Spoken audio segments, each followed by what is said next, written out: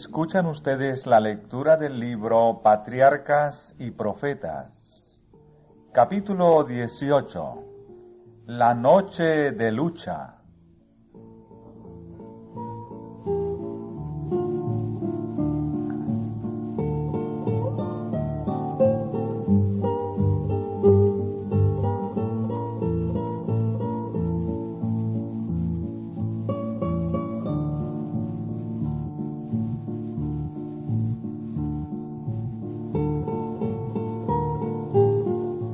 Aunque Jacob había dejado a Padán Aram en obediencia a la instrucción divina, no volvió sin muchos temores por el mismo camino por donde había pasado como fugitivo 20 años antes.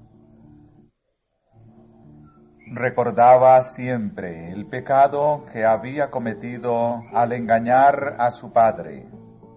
Sabía que su largo destierro era el resultado directo de aquel pecado, y día y noche, mientras cavilaba en estas cosas, los reproches de su conciencia acusadora entristecían el viaje.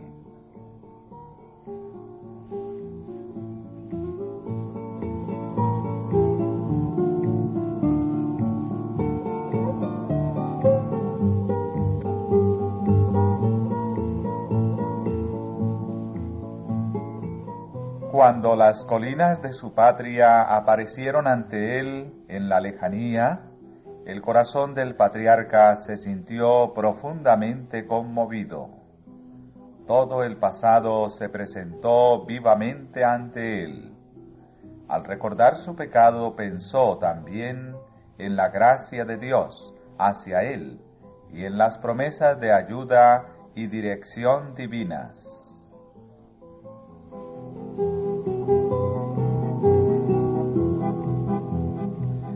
A medida que se acercaba al fin de su viaje, el recuerdo de Esaú le traía muchos presentimientos aflictivos. Después de la huida de Jacob, Esaú se había considerado como el único heredero de la hacienda de su padre. La noticia del retorno de Jacob podía despertar en él temor de que venía a reclamar su herencia. Esaú podía ahora hacerle mucho daño a su hermano, si lo deseaba, y estaba tal vez dispuesto a usar de violencia contra él, no sólo por el deseo de vengarse, sino también para asegurarse la posesión absoluta de la riqueza que había considerado tanto tiempo como suya.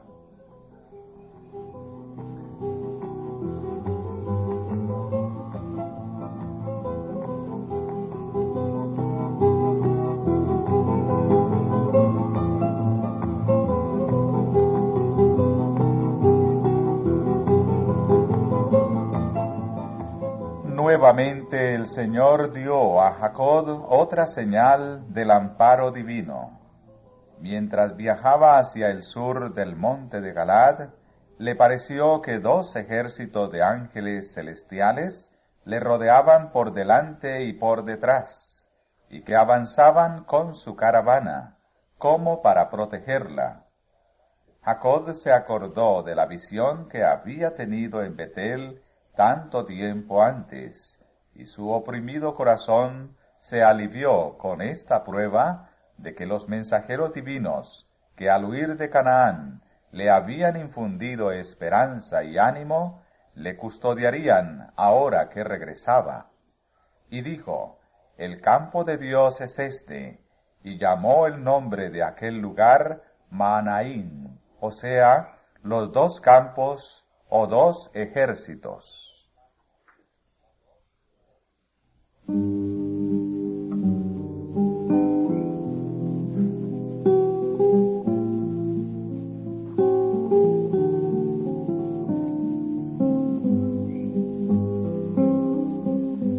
Sin embargo, Jacob creyó que debía hacer algo en favor de su propia seguridad.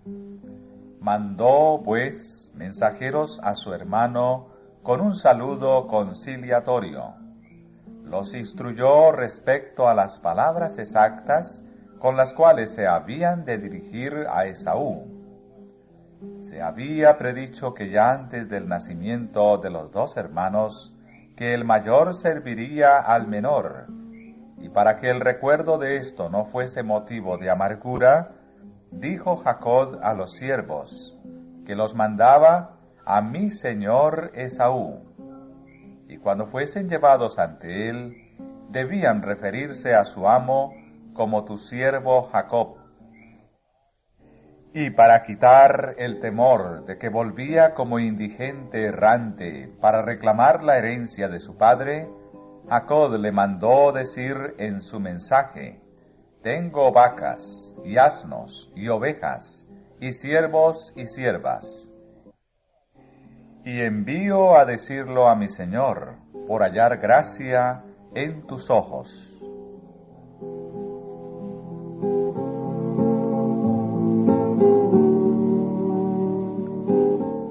Pero los siervos volvieron con la noticia de que Esaú se acercaba con 400 hombres, y que no había dado contestación al mensaje amistoso.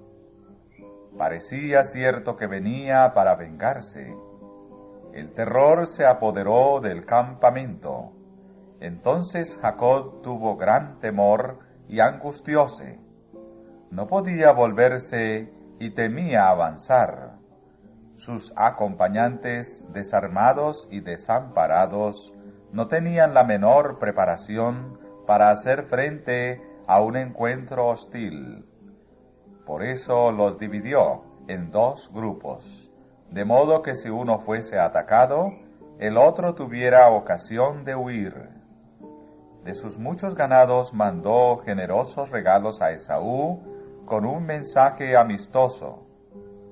Hizo todo lo que estaba de su parte para expiar el daño hecho a su hermano y evitar el peligro que le amenazaba.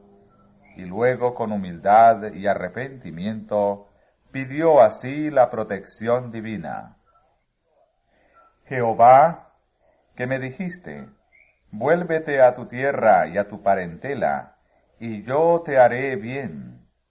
Menor soy que todas las misericordias y que toda la verdad que has usado para con tu siervo, que con mi bordón pasé este Jordán, y ahora estoy sobre 2 cuadrillas. Líbrame ahora de la mano de mi hermano, de la mano de Esaú, porque le temo. No venga quizá y me hiera la madre con los hijos.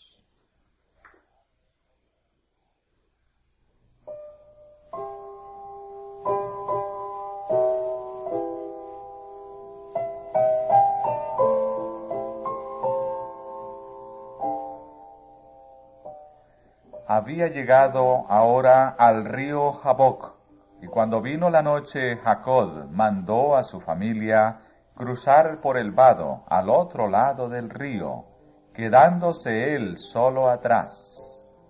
Había decidido pasar la noche en oración y deseaba estar solo con Dios, quien podía apaciguar el corazón de Esaú. En Dios estaba la única esperanza del patriarca.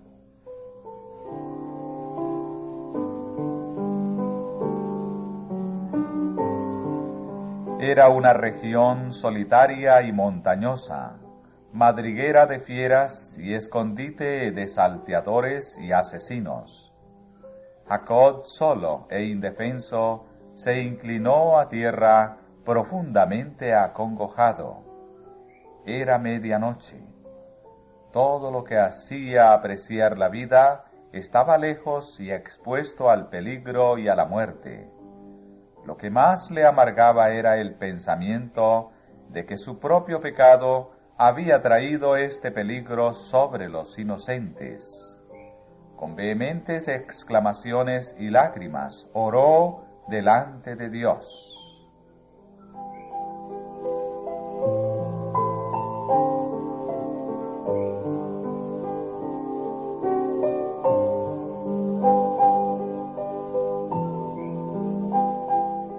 De pronto sintió una mano fuerte sobre él.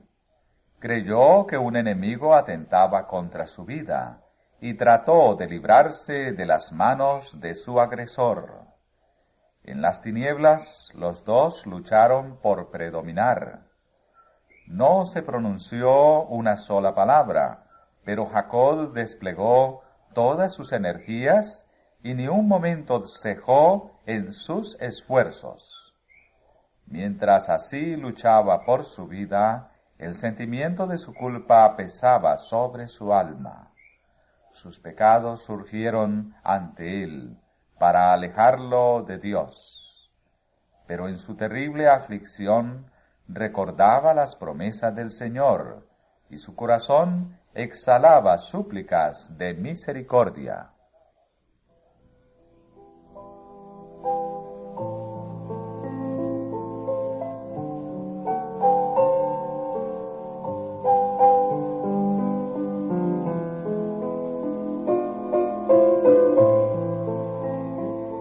La lucha duró hasta poco antes del amanecer, cuando el desconocido tocó el muslo de Jacob, dejándolo incapacitado en el acto.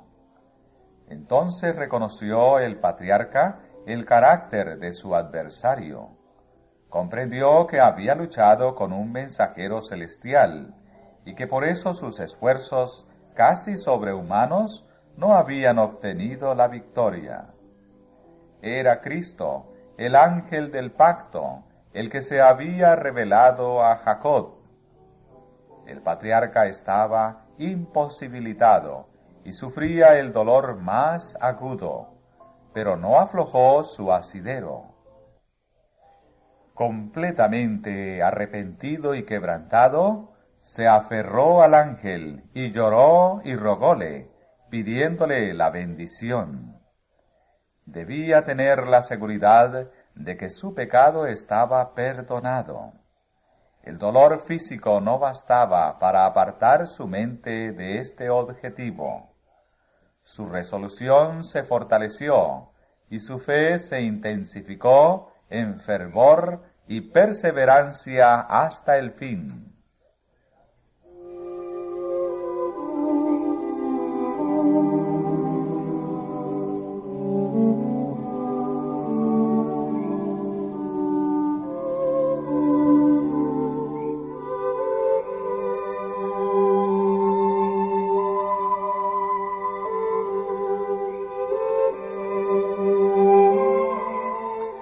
El ángel trató de librarse de él y le exhortó: «Déjame, que raya el alba».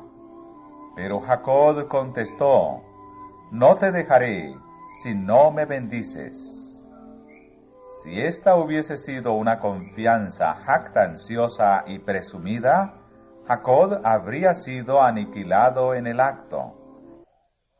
Pero tenía la seguridad del que confiesa su propia indignidad y sin embargo confía en la fidelidad del Dios que cumple su pacto.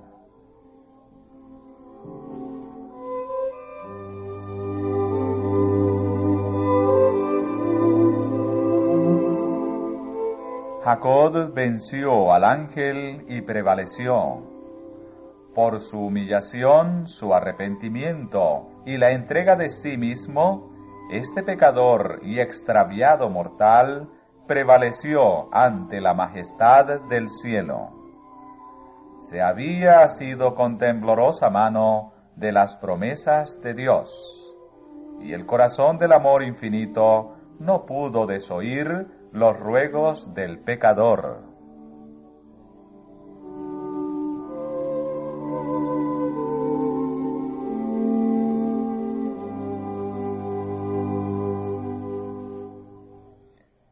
El error que había inducido a Jacob al pecado de alcanzar la primogenitura por medio de un engaño, ahora le fue claramente manifestado. No había confiado en las promesas de Dios, sino que había tratado de hacer por su propio esfuerzo lo que Dios habría hecho a su tiempo y a su modo. En prueba de que había sido perdonado, su nombre, que hasta entonces le había recordado su pecado, fue cambiado por otro que conmemoraba su victoria. No se dirá más tu nombre Jacob, el suplantador, dijo el ángel, sino Israel, porque has peleado con Dios y con los hombres, y has vencido.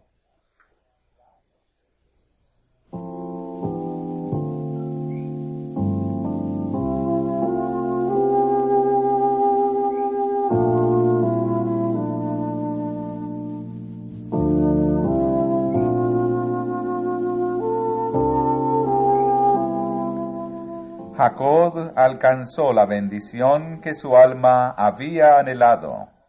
Su pecado como suplantador y engañador había sido perdonado. La crisis de su vida había pasado. La duda, la perplejidad y los remordimientos habían amargado su existencia, pero ahora todo había cambiado, y fue dulce la paz de la reconciliación con Dios. Jacob ya no tenía miedo de encontrarse con su hermano. Dios, que había perdonado su pecado, podría también conmover el corazón de Esaú para que aceptase su humillación y arrepentimiento.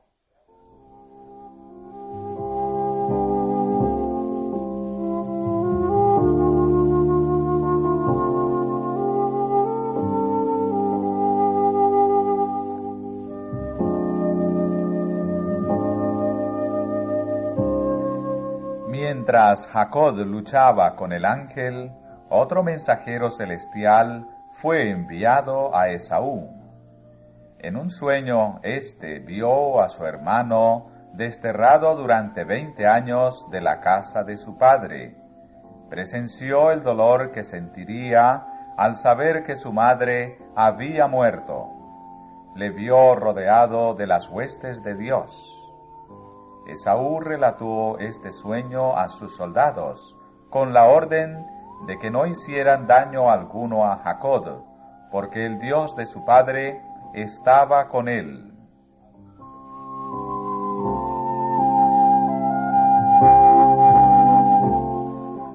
Por fin, las dos compañías se acercaron una a la otra.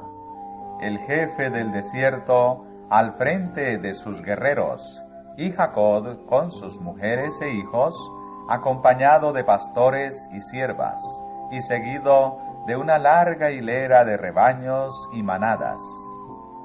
Apoyado en su cayado, el patriarca avanzó al encuentro de la tropa de soldados. Estaba pálido e imposibilitado por la reciente lucha, y caminaba lenta y penosamente, deteniéndose a cada paso, pero su cara estaba iluminada de alegría y paz.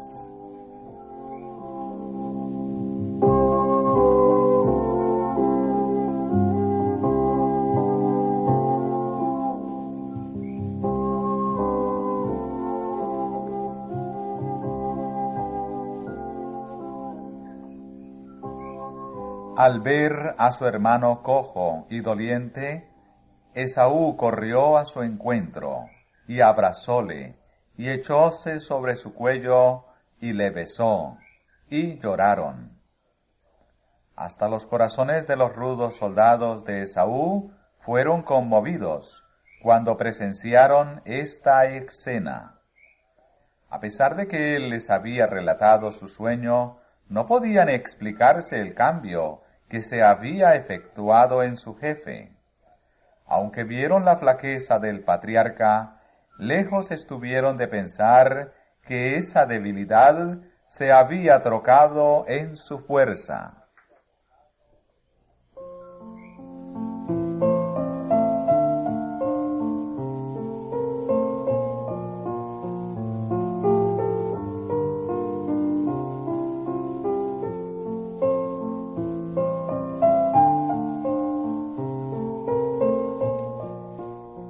En la noche angustiosa, pasada a orillas del Jaboc, Cuando la muerte parecía inminente, Jacob había comprendido lo vano que es el auxilio humano, lo mal fundada que está toda confianza en el poder del hombre.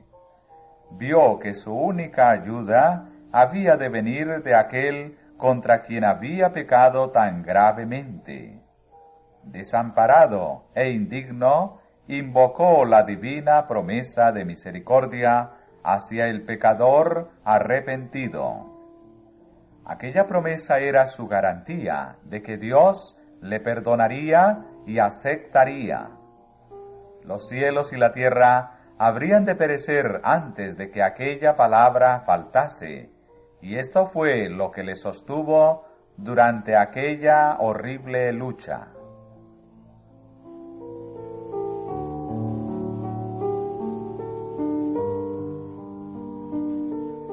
La experiencia de Jacob durante aquella noche de lucha y angustia representa la prueba que habrá de soportar el pueblo de Dios inmediatamente antes de la segunda venida de Cristo.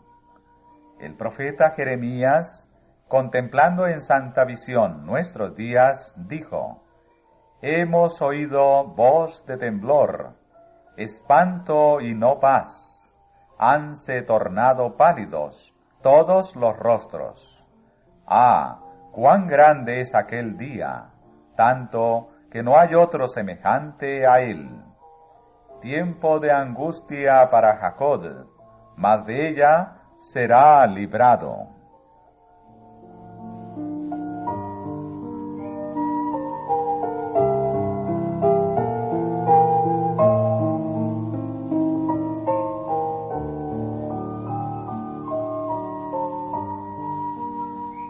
Cuando Cristo acabe su obra mediadora en favor del hombre, entonces empezará ese tiempo de aflicción. Entonces la suerte de cada alma habrá sido decidida, y ya no habrá sangre expiatoria para limpiarnos del pecado. Cuando Cristo deje su posición de intercesor ante Dios, se anunciará solemnemente: «El que es injusto, sea injusto todavía, y el que es sucio, ensúciese todavía, y el que es justo, sea todavía justificado, y el santo sea santificado todavía». Entonces el espíritu que reprime el mal se retirará de la tierra. Como Jacob estuvo bajo la amenaza de muerte de su airado hermano, así también el pueblo de Dios estará en peligro de los impíos que tratarán de destruirlo. Y como el patriarca luchó toda la noche pidiendo ser librado de la mano de Esaú, así clamarán los justos a Dios día y noche, que los libre de los enemigos que los rodean.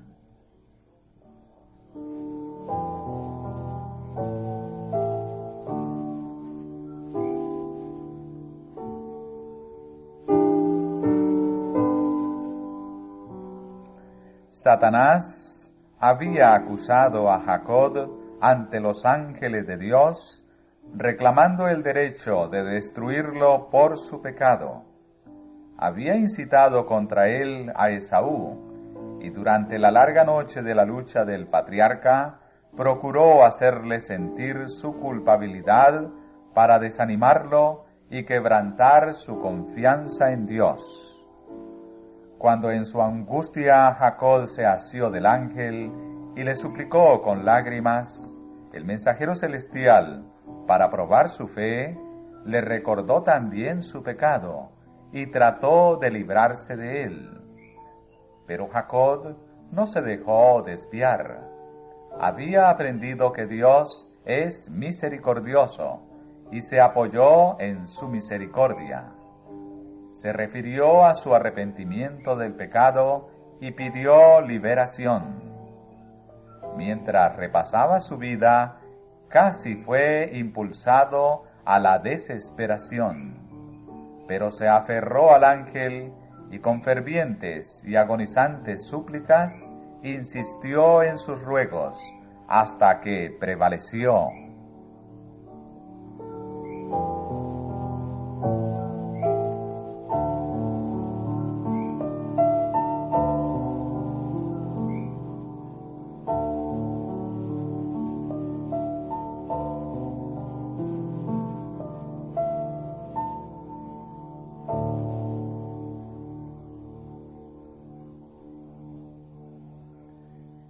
Tal será la experiencia del pueblo de Dios en su lucha final con los poderes del mal.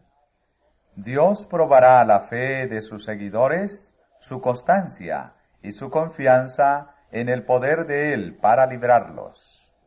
Satanás se esforzará por aterrarlos con el pensamiento de que su situación no tiene esperanza, que sus pecados han sido demasiado grandes para alcanzar el perdón. Tendrán un profundo sentimiento de sus faltas, y al examinar su vida verán desvanecerse sus esperanzas. Pero recordando la grandeza de la misericordia de Dios y su propio arrepentimiento sincero, pedirán el cumplimiento de las promesas hechas por Cristo a los pecadores desamparados y arrepentidos. Su fe no faltará porque sus oraciones no sean contestadas enseguida.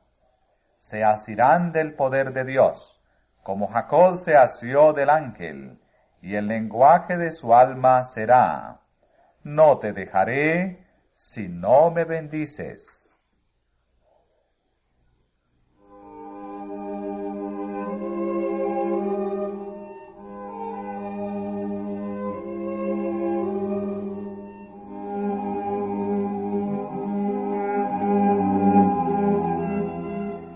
Si Jacob no se hubiese arrepentido antes por su pecado, consistente en tratar de conseguir la primogenitura mediante un engaño, Dios no habría podido oír su oración ni conservarle bondadosamente la vida. Así será en el tiempo de angustia. Si el pueblo de Dios tuviera pecados inconfesos que aparecieran ante ellos, cuando los torturen el temor y la angustia, serían abrumados. La desesperación anularía su fe y no podrían tener confianza en Dios para pedirle su liberación. Pero aunque tengan un profundo sentido de su indignidad, no tendrán pecados ocultos que revelar.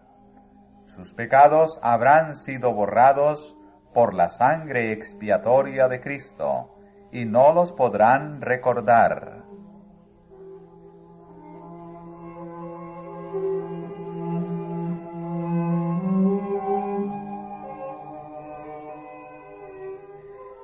Satanás induce a muchos a creer que Dios pasará por alto su infidelidad en los asuntos menos importantes de la vida.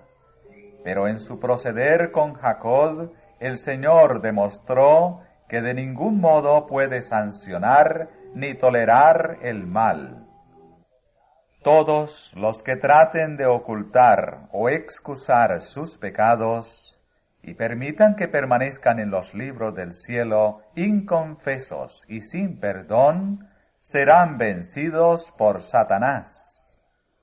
Cuanto más elevada sea su profesión y cuanto más honorable sea la posición que ocupen, tanto más grave será su conducta ante los ojos de Dios, y tanto más seguro será el triunfo del gran adversario.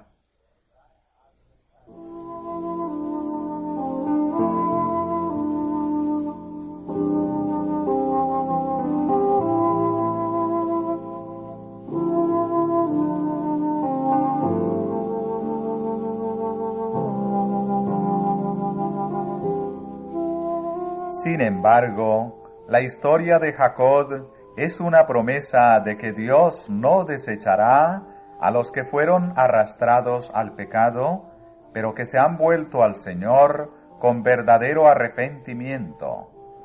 Por la entrega de sí mismo y por su confiada fe, Jacob alcanzó lo que no había podido alcanzar con su propia fuerza. Así el Señor enseñó a su siervo que sólo el poder y la gracia de Dios podían darle las bendiciones que anhelaba. Así ocurrirá con los que vivan en los últimos días. Cuando los peligros los rodeen y la desesperación se apodere de su alma, deberán depender únicamente de los méritos de la expiación. Nada podemos hacer por nosotros mismos. En toda nuestra desamparada indignidad, debemos confiar en los méritos del Salvador crucificado y resucitado. Nadie perecerá jamás mientras haga esto. La larga y negra lista de nuestros delitos está ante los ojos del Infinito. El registro está completo. Ninguna de nuestras ofensas ha sido olvidada, pero el que oyó las súplicas de sus siervos en lo pasado, oirá la oración de fe y perdonará nuestras transgresiones. Lo ha prometido y cumplirá su palabra.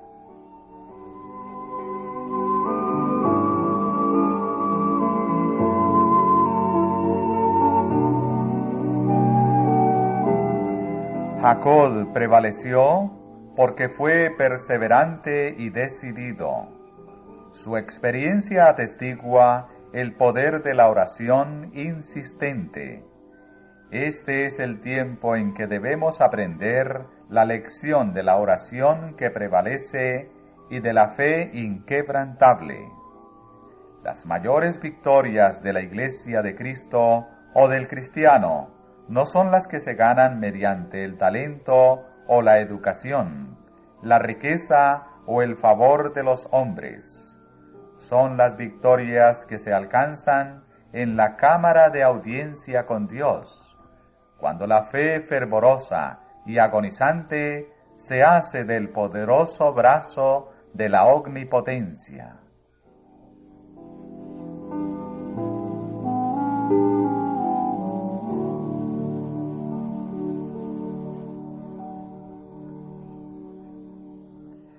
Los que no estén dispuestos a dejar todo pecado, ni a buscar seriamente la bendición de Dios, no la alcanzarán.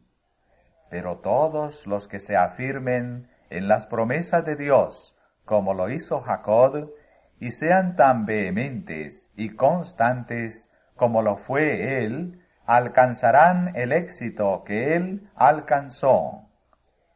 Y Dios ¿no hará justicia a sus escogidos, que claman a él día y noche, aunque sea longánime acerca de ellos?